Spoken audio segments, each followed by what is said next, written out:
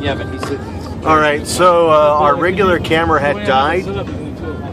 Hold on, our regular camera had died, and so we're using the auxiliary camera, otherwise known as my cell phone, Yay 1080 DPI. So again, we are finally leaving the Scottsdale Beer-a-Palooza. By some grace and act of God, we managed to walk out not arrested by the cops.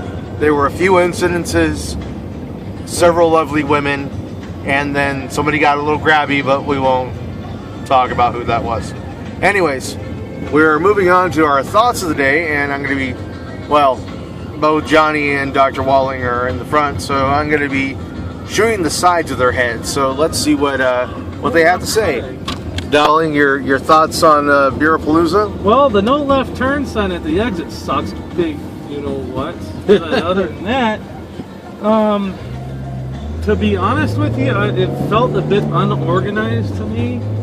And the people working the counters weren't actually from the breweries. They were working for the event service, and they didn't know anything about the beer other than what they were told to say. So that kind of, it was noticeable. It didn't ruin it for me, but except for the Uncle Bears, the guy just happened to be there, and we got to tell him that was our favorite beer collectively in the whole show. And so we talked to him for a little bit, so that was fun. All in all, it was enjoyable. We spent about 4 hours there. So it was a little small, but I think if it was any bigger than that, it would have been too much. But I had a good time. Thoughts, Johnny? Johnny? I believe that I would concur with my associates here in that one, I thought the venue was strangely organized.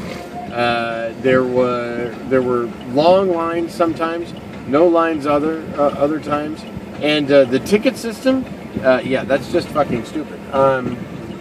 Yeah, some people weren't paying attention. Some people were asking for 2 tickets. Some people didn't care about the tickets. Some people it was 1. So there's an overall lack of organization of the venue, and it was a little too small, I think, for what they could have done. Alternatively, I also think that the Uncle Bear's Grill and Tap, where we were fortunate enough to meet Jason Derby.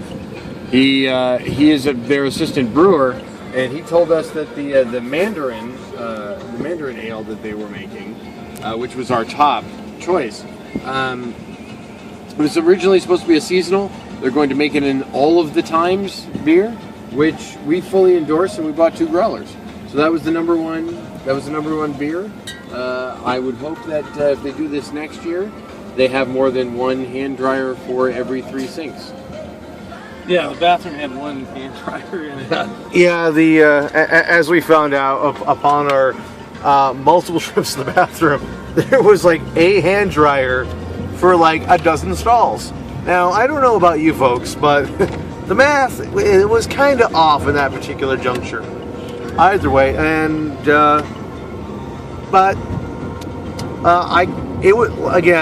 have to commiserate with my associates. The entire thing, it was okay. The Guns N' Roses tribute band, however, oh God, you know, I'm okay with Guns N' Roses.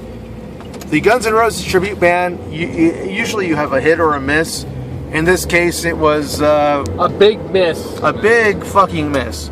And it kind of reminded me, like doing cosplay, how these guys, they do the whole, they look like Guns N' Roses. They tried to sound like Guns N' Roses. I liked your origin story for the band. Oh yeah, the origin story was, hey, I saw you at karaoke.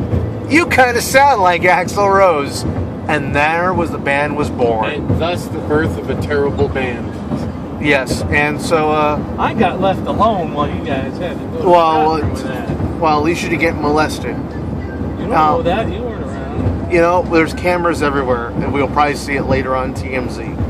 My ears got molested by that idiot. Well, yeah. No, your ears weren't molested. Your ears, like our ears, were raped. Raped. R-A-P-E-D. Raped. By the... Yeah, I think this is the part where we edit. Yeah. We're not editing. No. I'm the editor. We're not getting rid of the rape.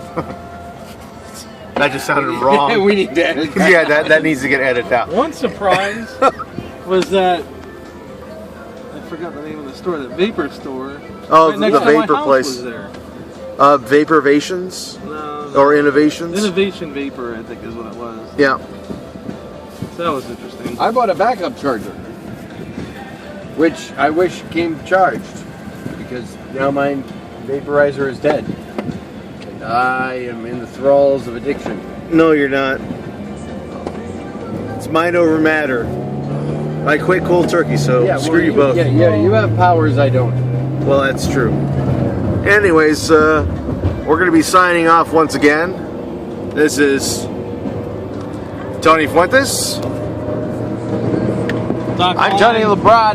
Oh, hey, I'm Doc Holling. And this has been The Science of Drinking.